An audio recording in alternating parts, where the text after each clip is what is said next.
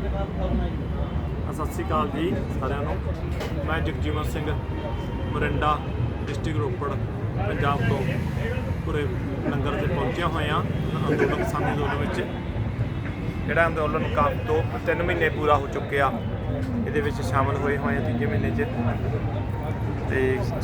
किसानी संघर्ष लिए आए हुए हैं असी। राम राम जी, मैं आपका अपना विकास चौधरी और मैं एक एक्टर हूँ।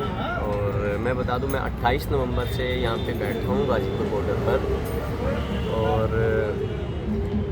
जब तक एमएसपी पे गारंटी नहीं होती और तीनों कानून वापस नहीं होते तो तब तक देखो ना तो मैं यहाँ से हिलने वाला, जो भी किसान यहाँ पे बैठा है यहाँ से कोई नहीं हिलेगा। अभी कुछ मीडिया दिखा रही है, गोदी मीडिया बोलते हैं कि कुछ मीडिया दिखा रही है यहाँ से किसान कम हो रहे हैं। ना तो यहाँ से किसान कम हो रहे हैं, ना भीड़ कम हो रही है। दरअसल अभी क्या है कि अभी हम लोगों ने ना एक सिस्टम बना दिया है कि अभी जो है ना वेस्ट यूपी में अभी फसल का टाइम आया है, क्योंकि वेस्ट यूपी में गन्ना ज़्यादा होता है। तो जैसे गांव से किसी गांव से 10 लोग आते हैं, वो यहाँ पे 4 दिन रुकते हैं, फिर वो 10 चले जाते हैं, फिर 10 आ जाते हैं। अभी थोड़ा सिस्टम से चला हुआ है और पता नहीं आंदोलन तो कितना लंबा चलेगा। हम तो बैठे हैं कि जब तक हमारी मांगें पूरी नहीं होती और एमएसपी पे गारंटी नहीं होती हम लोग यहाँ से नहीं हिलेंगे। हाँ जी, सत श्री अकाल जी। मैं कमलजीत सिंह बाजपुर उत्तराखंड उधम सिंह नगर तो हाँ। मैं इत्थे काले कानून वापस कराने ਲਈ ਅਸੀਂ ਇੱਥੇ ਆਏ ਹਾਂ। जब तक एमएसपी से गारंटी नहीं हो जाती या तीनों काले कानून रद्द नहीं हो जाते ਅਸੀਂ ਇੱਥੋਂ नहीं जाने वाले, चाहे जिन्ना मर्जी टाइम ਇੱਥੇ ਲੱਗ जाए। ਸਾਨੂੰ 2 महीने तो ज़्यादा ਇੱਥੇ आए हो गए और ਅਸੀਂ तब तक नहीं जाना जब तक कि काले कानून एमएसपी से गारंटी नहीं होगी। हाँ, मोदी जी बोलते हैं बार बार कि एक फ़ोन की दूरी, एक फ़ोन की दूरी। वो एक फ़ोन की दूरी पता नहीं कि कब पूरी होगी, कब मोदी जी फ़ोन करेंगे। तो हम तो मोदी जी को यही कहेंगे कि मोदी जी अगर आप किसानों की बात मान लोगे तो बहुत अच्छा है, उसमें सबकी भलाई है, आपकी भी भलाई है, हमारी भी भलाई है, सबकी भलाई है। जैसे कि आप स्टार्टिंग में आए थे, सब लोगों को पसंद आए। मैं बोलता हूँ कि हमने भी मोदी जी को सपोर्ट किया था, मैंने भी मोदी जी को वोट दी थी।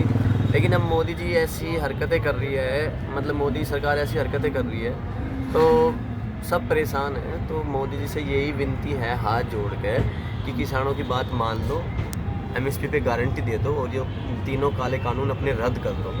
सिर्फ यही विनती है हमारी। अगर आपको फ्यूचर में अपनी सरकार लानी है, फ्यूचर में आपको किसी के दिल में जगह बनानी है तो किसानों की बात मान लो। नहीं तो मोदी जी आप ना ऐसे जाओगे, जैसे कहावत है ना कि जैसे गधे के सिर से सींग गए ना, आप मोदी जी ऐसे ही चले जाओगे सबके दिल से।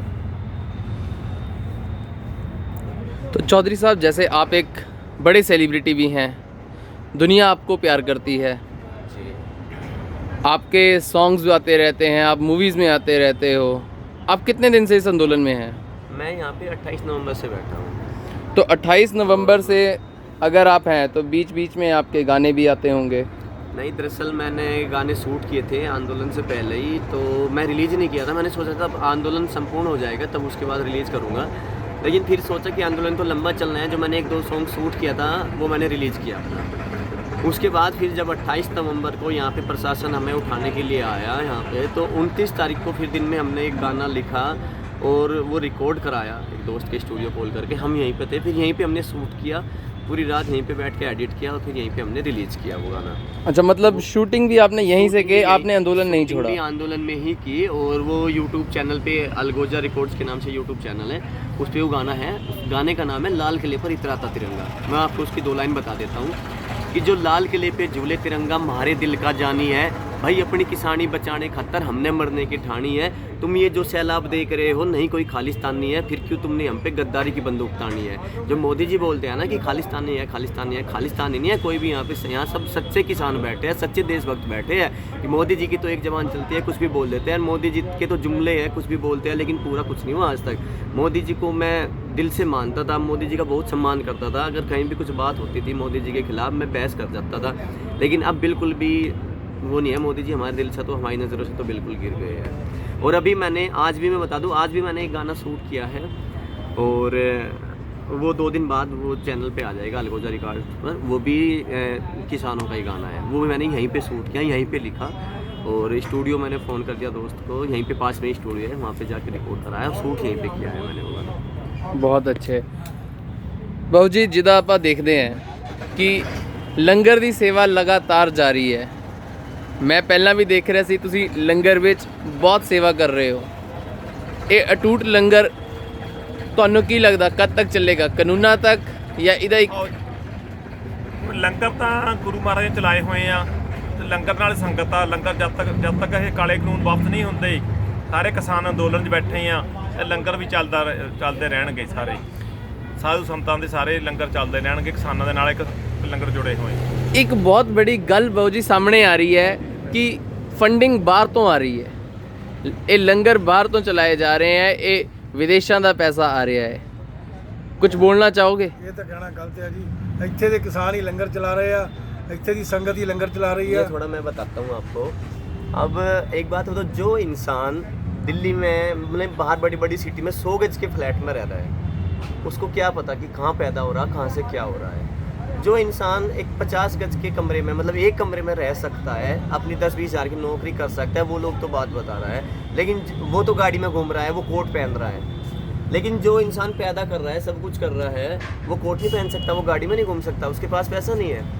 भाई एक किसान ही ऐसा है जो अपना ना 1 साल भर का अनाज इकट्ठा करके रखता है कि कल बारिश आ जाए, तूफान आ जाए, फसल पैदा ना हो, तो जो अपना साल भर का 2 साल का खाने का स्टॉक करके रख सकता है, तो वो सब कुछ कर सकता है, दुनिया को खिलाता है। किसान अन्नदाता है, तो किसान के पास सब कुछ है, तो उसके पास ज़रूरत नहीं है कि बाहर से आने की, ना कोई बाहर से फंडिंग कर रहा है, सब कुछ अपना है। भाई दूध अपना है। अब बोलते हैं कि किसान तो वहाँ पे बैठ कर पनीर खा रहा है, चाप खा रहा है। जब दूध हमारा है, पैदा करने वाले हम हैं, तो हम पनीर क्यों नहीं खाएंगे? हम कोट क्यों नहीं पहनेंगे? सब कुछ पैदावार तो हम ही कर रहे हैं, दुनिया को हम खिला रहे हैं, तो हम क्यों नहीं पहन सकते? हम गाड़ी में क्यों नहीं घूम सकते? ये बात तो आपकी मैं भी मानूंगा।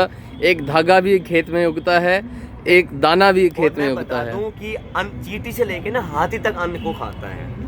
और जब इंसान की आँख खुलती है ना, तो आँख खुलने पे सबसे पहले ना अन्न की ज़रूरत होती है। जब इंसान की ना आँखें बंद होती है, रात को सोता है, तो अन्न खा के ही सोता है। तो अन्न की ज़रूरत ना हमारी आँख खुलने से लेके आँख बंद होने तक अन्न की ज़रूरत होती है। और इस अन्न को पैदा ना एक किसान करता है, कोठी में, बंगले में, फ्लैट में रहने वाला पैदा नहीं करता। बाकी हमारे 2 बात गौरव भाई बैठे हैं, गौरव टिकैत है जो हमारे जो नरेश टिकैत जी है, तो उनके ये पुत्र है गौरव टिकैत। ये थोड़ी सी 2 बात ये बताएं। और हम तो फंडिंग के बारे में कह रहे भाई, वो आप फंडिंग की बात कर रहे हैं भाई फंडिंग अगर सरकार को ही हमारे से चाहिए तो सरकार को दे देंगे, कोरोना काल में भी दी। और आप ये कहोगे कि भाई आप अपने खाने पे, पिज़्ज़ा खाने पे, खाना खाने पे, पनीर पे और खाने उस तरीके तक क्यों इंतजाम कर रहे?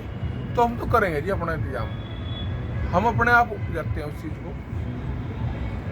इस बात पे सरकार ध्यान ना दे कि क्यों हम फंडिंग कर रहे हैं, या गांवों से किस तरीके से फंडिंग हमारे पास आ रही है, इस बात पे ध्यान न दे। सरकार ध्यान दे, जो बिल है उस पे ध्यान दे। अपने बिल वापस करें, एमएसपी पे बात करें, सरकारें उस पे ध्यान दे, एमएसपी पे गारंटी दे, और अपने तीनों जो बिल है अपने रद्द करे। बाकी यही विनती है हमारी। और मोदी जी बात मान ले, प्यार से मान ले तो अच्छी बात है। मोदी जी की भलाई है, सबकी भलाई है। अगर मोदी जी को अपनी थोड़ी बहुत इज्जत लोगों की नज़रों में चाहिए तो ये बात मान ले। बाकी मोदी जी की मर्जी है, माननी तो पड़ेगी। हम भी यहाँ से हिलने वाले नहीं, यहाँ बैठ के तो बैठे, जब तक हमारी मांगें पूरी नहीं होगी तो हम तो यहाँ से हिलने वाले हैं नहीं। सर आप अपनी कोई राय देना चाहेंगे? रहे क्या, हम तो किसान हैं और जब तक ये नहीं जा वापसी नहीं होने कहीं डटे रहे। और किसान भूखा नंगा तो है नहीं, हम तो सबको खिला रहे हैं और आपको भी खा सकते कहाँ से हो थोड़ा बताओ। मैं मुजफ्फरनगर से हूँ। आप किस चीज़ की खेती करते हैं? गन्ने की, गेहूं की? गन्ने की, गेहूँ की, चावल की, सब चीज़ की खेती करते हैं। तो आपको इसका क्या नुकसान फील होता है? आप एक आम किसान होंगे। और नुकसान इसी दफ़ा जो हमने चावल बोया था, मुंजी बोई थी बोलते हैं जैसे, MSP 1868 है, 1100-1200 को बेची है MSP के बाद, क्योंकि उस पर कानून नहीं है। पूरा दाम जो सरकार ने तय कर रखा उसका भी रेट नहीं हमें मिला। ठीक है, पंजाब में गेहूँ की, चावल की खेती ज़्यादा है, लेकिन यूपी में भी हो रही, हर स्टेट में हो रही, कहीं ज़्यादा कहीं थोड़ी। नुकसान तो सबको है, MSP का नुकसान सबको है। बाकी कंट्री भी MSP में बाकी सब जगह MSP पूरे दे रही सरकार को, अमीरों को लालच है, इसीलिए तो कानून नहीं बना रही। पूरी इंडिया में एक ही कानून होना चाहिए MSP के ऊपर, ये नहीं भी खाली एक जगह हुआ है। नहीं, ये बोलते हैं कुछ ये बोल रहे ना कि यूपी वालों को तो नुकसान ही, यहाँ तो गन्ना होता है। भाई गन्ना होता है, ज़्यादा गन्ना होता है हमारा, लेकिन अगर मेरे पास 2 ही कुंटल गेहूँ में बेच रहा, वो MSP से कम पे बेच रहा, नुकसान तो 2 कुंटल पर है। अरे एक बात तो बताओ, हमारा गन्ने का रेट है 315 है ना गौरव भाई, 325। लेकिन मुझे इतना पता, मैं तो खेती नहीं करता ना, मेरे से खेती करनी आती, लेकिन जैसे घर पे बैठ के बात होती है, 2 साल तक का पेमेंट नहीं आया अभी तक हमारा गन्ने का, और हमारा गन्ना 325 रुपये में 1 कुंटल जा रहा है। और 1 कुंटल में कितनी चीनी बनती होगी, कितना मेटेरियल बनता होगा। अगर हम मार्केट चीनी, अभी मैं एक दिन चला गया यहाँ पे मार्केट चीनी लेने, तो मॉल में चला गया, 120 रुपये किलो चीनी मिली, 120 रुपये की 1 केजी चीनी तो एक केजी 120 रुपये की मिली यार। गन्ना हमारा 100 केजी जा रहा है 325 रुपये का, और उसका भी हमें टाइम पे पेमेंट नहीं मिल रहा, 2-2 साल पेमेंट के हो जाते हैं। तो जिस तरह टकैत साहब आप भी हमारे साथ हैं, देखो कॉन्ट्रैक्ट खेती जो कहते हैं ना, कि हम लोग तो कॉन्ट्रैक्ट खेती अब भी कर रहे हैं। गन्ना जो गन्ना है वो कॉन्ट्रैक्ट चीनी मिलों के साथ में कर रहे हैं, लेकिन हम बॉन्ड के हिसाब से करते हैं। उसकी व्याप में जो बिचौलियाँ हैं, वो जो समितियाँ हैं, वो बीच में हैं। कॉन्ट्रैक्ट फार्मिंग एक्ट लागू होते ही चीनी मिलें हमारे किसानों पर लागू होगी, और इतने हावी हो हमारे पास होंगी वे, कि वे अपने हिसाब से, अपने बीज के हिसाब से, अपने खाद के हिसाब से हमारे पे खेती कराऊंगी। वो ये बताऊंगी कि आपको कितना उत्पादन करना है। अगर किसी किसान पर 10 बीघा खेत है, तो बताओगे कि आपको जो है आधा बीघा गन्ना बोना है, बाकी उसमें आप कोई फसल बो। हमारे पश्चिम उत्तर प्रदेश में, खासतौर पर पश्चिम उत्तर प्रदेश में, बगैर गन्ने के नई कोई फसल जो है काम हो सकती है। इनकी बहुत बड़ी चालें इस कानूनों में लागू हैं। तीनों बिल एक साथ लाना, असीमित भंडारण की बात करना कि कोई कितना ही स्टॉक करना, जमाखोरी के भंडारण को, जमाखोरी को बढ़ावा देने का, मंदी में खरीदने का और महंगे में बेचने का, इसी कानून में भी प्रावधान है कि आप जब 100%, 200% जब महंगाई बढ़ेगी, आप मार्केट में निकालोगे। तो ये तो भाई किसान को बर्बाद करने वाले बिल है। जमीन नीलामी होंगी, और सच्चाई भी है कि कोई किसान नहीं बच रहा जिसकी जमीन बैंकों में गिरवी ना रखी हो। कर्ज पे क्यों ध्यान दे रही गवर्नमेंट? वो सारी चीज़ें इन कानूनों में है। ये डेथ वारंट इस किसान के लिए है, डेथ वारंट, ये 3 बिल इस किसानों के लिए है। टकैत जी, जिस तरह आप इस आंदोलन की लीडरशिप के बहुत नज़दीकी हैं, फैमिली से आते हैं, एक प्रश्न मैं आपसे पूछना चाहूँगा। आज हम सुनते आ रहे हैं ये आंदोलन अनिश्चित काल तक है, लेकिन इस अनिश्चित काल का भी एक काल होगा। तो ये काल क्या है, MSP या कानून रद्द? या देखो, मरता क्या नहीं करता। जब थक हार के और 2014 में जो पहली सरकारें थी, उनसे तंग आके सरकारें, हम ये नहीं कह रहे कि यही बुरी है, सरकारें इससे ही पहले ही बुरी होंगी। जब भी तो देश का किसान, देश का युवा इसको लेकर आया, और बहुत उम्मीदों के साथ में इस गवर्नमेंट को लेकर आया, लेकिन किसी भी उसमें ये तो थोपे गए हमारे पे बिल। हमारी लड़ाई तो MSP की थी, हमारी लड़ाई स्वामीनाथन कमेटी को लागू कराने की थी। उसकी लड़ाई की बजाय आपने हमारे पे ये बिल और थोप दिए कुछ कॉरपोरेट्स के दबाव में, जिनके गोडाउन, जिनके बड़े बड़े स्टील के बड़े बड़े गोदाम बन गए हों, और उसके बाद में कानून बन कर आते हों। तो देश का किसान भी समझ गया कि भाई स्थिति विकट है, और ऐसे बिल हमें नहीं चाहिए। हम ऐसे बिल की हमें कोई ज़रूरत नहीं है। इनको बिल को वापसी ले, MSP कानून बने। हम देश का किसान भी चाह रहा कि एक मजबूत बिल बने, जिसमें स्वामीनाथन कमेटी का जिक्र होगा, MSP की गारंटीड कानून का जिक्र होगा। जब जाके जो है देश के किसान को उद्धार होगा, राष्ट्र का निर्माण होगा। अभी तोमर साहब के साथ कई मीटिंग्स होती हैं, तब उन्होंने कई मांगनी भी, जिसमें जो पुरानी मांगे थी कि बिजली बिल माफ़ कर दिए, वो तो लागू ही नहीं अभी तक। वो तो जो बिल लाने चाह रहे थे उसको कह रहे हैं कि इसको नहीं लाने के अभी, अब उसको लाने के नहीं, उस बात की बात हुई। अंत में आप किसानों से या आपके और भाई बंधुओं से जो पूरे देश दुनिया से आपको देख रहे हैं, कोई अपील? ये लड़ाई ना किसी पॉलिटिक्स की है, ना किसी दल की है, ना किसी संगठन के गुट की है। ये किसान के मान स्वाभिमान, और किसान तो अपने आप रोटी की लड़ाई लड़ रहा भाई, अपने रेट की रोटी लड़ाई लड़ रहा, लेकिन लड़ाई तो ये आम कंज्यूमर और आम आदमी की है।